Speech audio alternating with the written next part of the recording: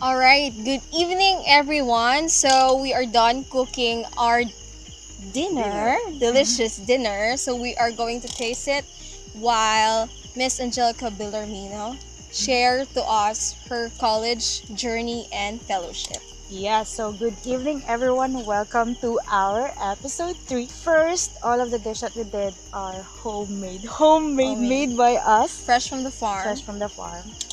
Yes. What did you took up in your college?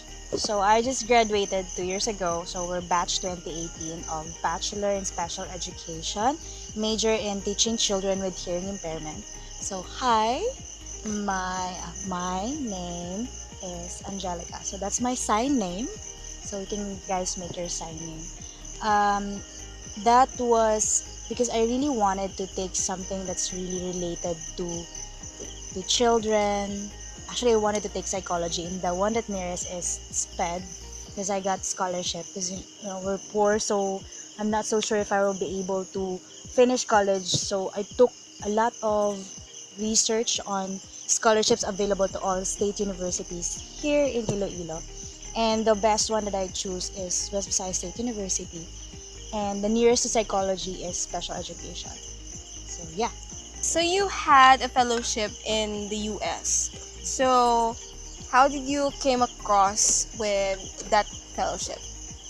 So one of the things that one of the organization that I joined in West Visayas State University is SILAC Incorporated. So that's the publication of West Visayas State University College of Education, and I'm the photojournalist that time. Then there's YCLE is just starting to have its publicity, and I have seen it already on Facebook because I have friends who have networks of YCLE. That's Young Southeast Asian Leaders Initiative. It's a program under U.S. Embassy that gives a chance to the emerging young leaders ages 18 to 35 years old to to undergo different kinds of programs. So one of their programs is fellowship in the U.S., but they also program on fellowship in any of the ASEAN countries, and then they also have grants for projects and local initiatives here in the Philippines. So the one that I took, the first thing that goes with the one that I had with YCLE is the fellowship in the US. So I had fellowship in on civic engagement at University of Nebraska Omaha in Omaha, Nebraska, Omaha City, Nebraska, US. So that's 5 weeks of fellowship with our fellow young leaders or emerging leaders in ASEAN. So we are 20 of us from different of countries in ASEAN. That fellowship actually is one of the highlight of college because it I finished the application I think 2 minutes before the deadline. Sometimes Wow. do you have that experience? Sometimes you're beating the deadline but it works. It's very simple, but the highlight of YCLE and its program is to really develop you into some kind of what leader you become. I think it is the opportunity that rockets all of the things that I do right now. It opened a lot of doors and windows on on learning experiences that I really love. You get to the communities, you get to feel how to do project management, and I get to practice immediately in the community what we've learned in school. So my entire week is 5 days, or weekdays on school, weekends on community projects. We do community projects in YCD because you get a chance of small grants to do community projects. And then I'm usually on the learning strategies and doing some um, facing the participants, the youth, the children. So we love youth and children. And some of my free time are on part-time jobs, rackets. So how's my food? Speechless. My cookie. It's good.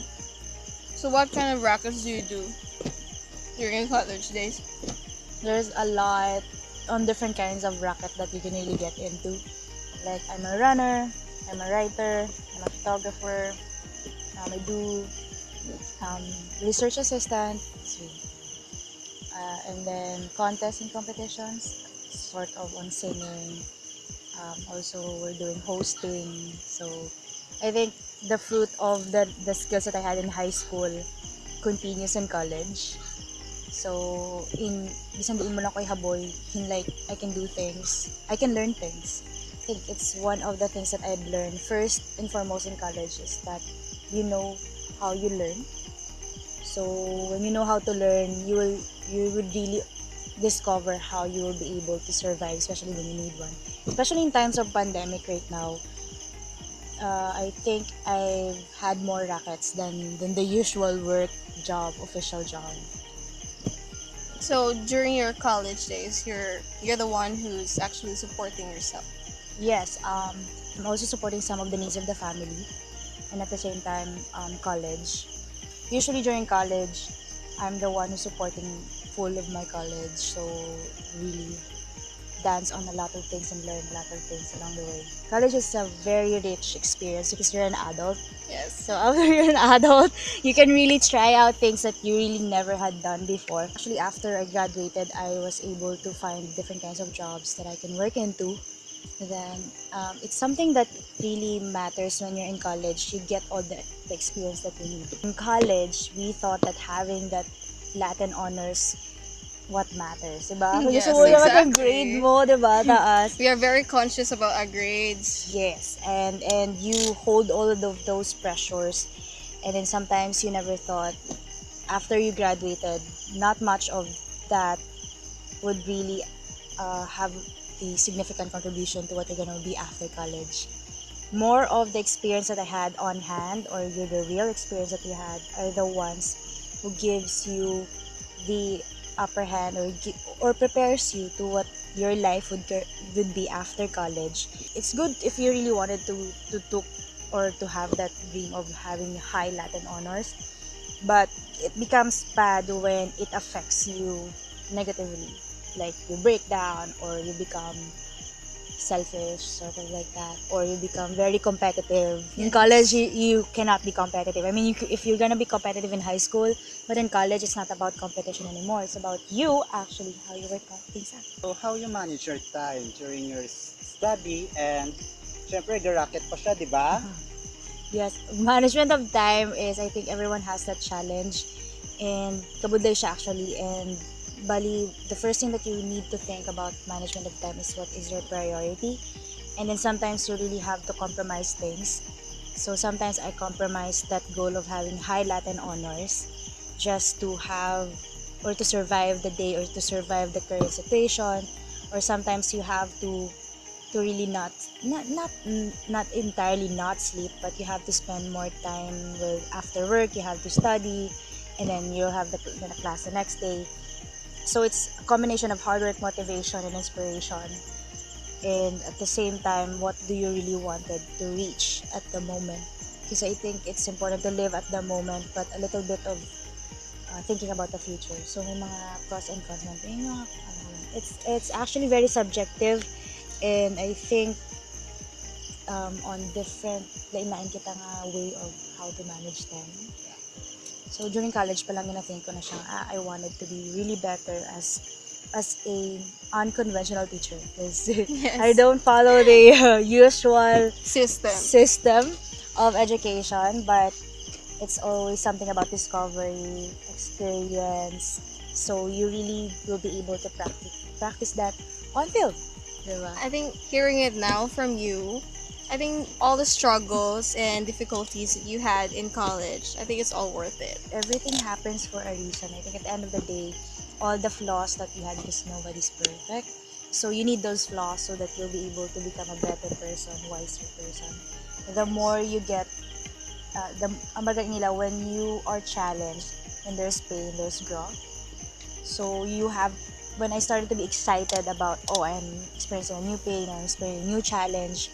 So it's something. So you should take that kind of feeling. Yung feeling mo bala, though hindi ko ni kaya. Kasi you're just really trying not to feel the pain. But when you're there, you could really discover something. Do you have plan to pursue your teaching profession? My plans is that I really wanted to be on field. I'm still a teacher and educator, but I will not gonna be on the conventional or the public school teacher.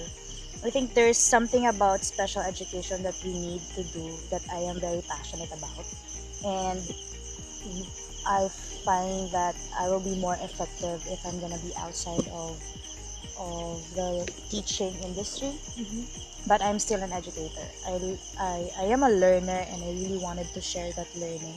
What Yes. advice can you give to our college students out there who are having difficulty to their studies during this time of pandemic where everything is modular or online? Yes, there are. I've heard a lot of friends are having difficulties, especially on their well-being. There's a tragic incident on one of our friend who leads to that. And I think it's very important right now to be reminded that you don't really have to, or what you can do when you feel every challenge, or when you feel you're giving up, or when you feel that things are really not working and things are screwing up, or you felt that you're not doing the right thing. So it would really pull you down. So it's really very important to take a pause.